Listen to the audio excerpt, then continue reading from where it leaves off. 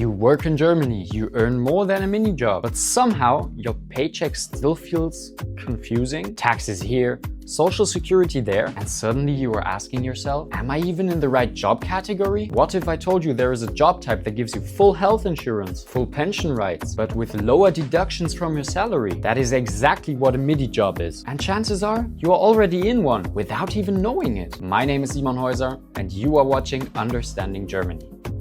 A Midijob is a form of employment in Germany that is subject to social insurance contributions. Your monthly gross income must be above the Minijob limit, but below regular full-time income. In 2025, a Midijob starts at €556.01 and it goes up to €2,000 a month. In 2026, the lower limit will increase to €603.01, while the upper limit stays the same. This income range is called the transition zone. It sits right between a Minijob and a regular job. The big advantage of a Midijob is this: you pay reduced social security contributions, but still receive full social security protection, including health insurance, unemployment insurance, and full pension rights. Midijobs exist in both private households and in regular businesses.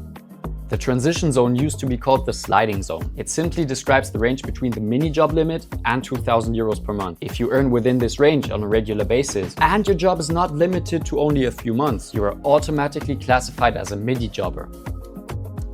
Even if your income falls within the Midijob range, you do not always benefit from the Midijob rules. You do not have a Midijob if you are an intern, an apprentice, doing the federal voluntary service, or working on short-time work. You also lose the Midijob benefits if you already have a main job and your Midijob is only a secondary job. If your combined income exceeds €2,000 per month, you must pay full social security contributions. In 2026, the lower income limit for Midijobs is expected to rise to €603.01. In 2027, it is expected to rise even further up to €633.01. Why is this happening? Because the lower limit of a Midijob always matches the Minijob limit, and the Minijob limit is directly linked to the minimum wage. The German government decided that the minimum wage will increase to €13.90 in 2026 and €14.60 in January 2027. As a result, the Minijob and Midijob limits increase automatically. If you earn between the lower and upper Midijob limits, you are subject to social insurance contributions. This means both you and your employer pay into health insurance, long-term care insurance, pension insurance, and unemployment insurance. Midijobbers are not registered with the Minijob central office. Instead, they are registered directly with their health insurance provider. You are also fully covered by statutory accident insurance, just like any other employee. Both the employee and the employer contribute to social insurance. However, the employee contributions are significantly reduced. The total contribution and the employee share a calculated amount using a special formula. The employer pays the difference.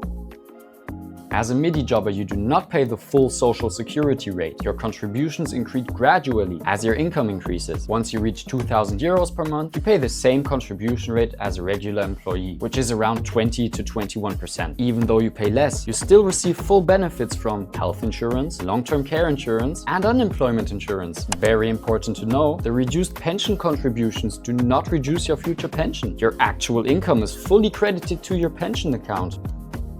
Employers pay higher contributions at the lower end of the transitioning zone. At the starting income level of €556.01, the employer contribution is around 28%. This is the same rate as for a Minijob. As income increases, the employer contribution gradually decreases. At €2,000 per month, it reaches the normal social insurance level of just under 20%. With a Minijob, the employees usually do not pay income tax because the employer pays a flat rate tax. With a Midijob, this changes. If you earn more than the Minijob limit, income tax may apply. This depends on your tax class and your total annual income. In tax classes 1 to 4, taxes are often lower or even zero at lower income levels. In tax classes 5 and 6, income tax usually is higher. The employer automatically transfers the tax to the tax office. There are no special tax advantages for Midijobs. Important note, the Midijob rules do not apply to apprentices and interns. Also important, if you already have a full-time job and the Midijob is a side job, the transition zone does not apply and you must pay full contributions. The number of hours you can work depends on your hourly wage. The statutory minimum wage also applies to Midijobs. In 2025, it's 12 euros and 82 cents per hour. In 2026, it will increase to 13 euros and 80 cents per hour. At 12 euros and 82 cents, you can work a maximum of about 156 hours per month. This is roughly equivalent to full-time work. If your hourly wage is higher, the maximum number of hours decreases. At 15 euros per hour, you can work about 133 hours per month. At 20 euros per hour, it's only about 100 hours. This is why Midijobs are suitable mainly for part-time work.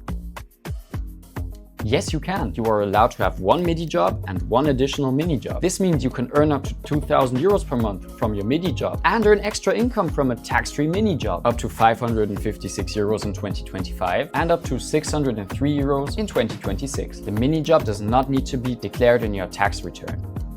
A Midijob can be a great option if you want lower social insurance contributions, full insurance protection, and flexible part-time work. Let me know if this video helped you to understand Midijobs better, and feel free to subscribe and share this video with other people who work in Germany.